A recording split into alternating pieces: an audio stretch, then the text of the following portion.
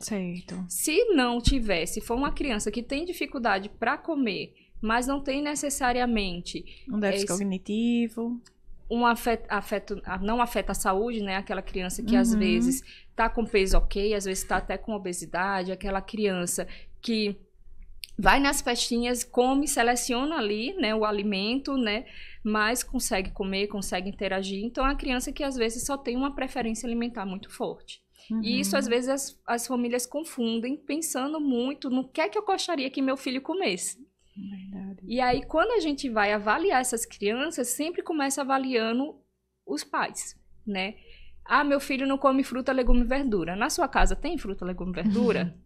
Você come fruta, legume e verdura? Não. Então, como é que eu vou querer que meu filho coma fruta, legume e verdura? Né? Crianças que têm dificuldades alimentares, elas têm acesso a esse alimento. Tem pessoas na sua casa que comem esses alimentos, mas eles não conseguem por algum motivo. A dificuldade alimentar, ela não é uma causa, ela é consequência de alguma coisa que não está funcionando bem no corpo dessa criança. Seja na sua mente ou seja no seu corpo. Né? Se for uma criança que tem refluxo muito grande, se for uma criança que tem gastrite ou alguma alergia, alguma intolerância, ela é uma criança que vai ter maior probabilidade de ter dificuldade alimentar.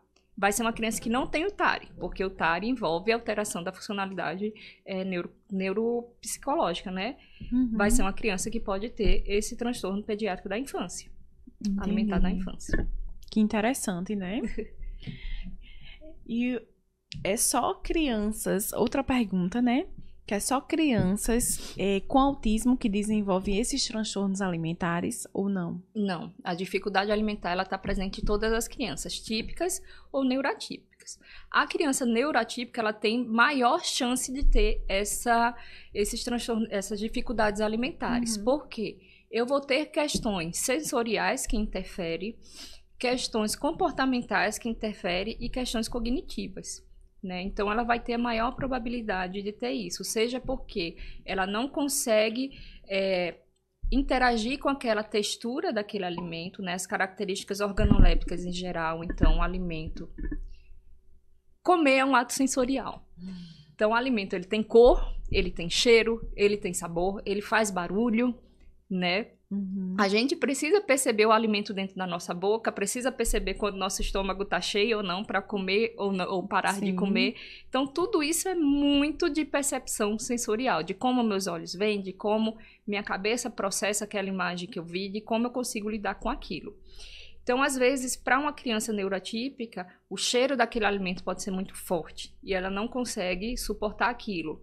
Ou então, o sabor daquele alimento pode ser muito fraco. Então, vou precisar de estratégias para colocar mais condimentação naquele alimento para que a criança se atraia, né? Como a gente estava falando antes. No TARI, a criança ela não tem nenhum interesse por aquele alimento. Ela vê a comida e tá, tanto faz, tanto fez. Para mim, aquilo não é atrativo para mim. Né? Ou às vezes é até aversivo de olhar aquilo, uma criança que tem histórico de engasgo. Então, olhar aquilo e ter medo de trauma daquele alimento.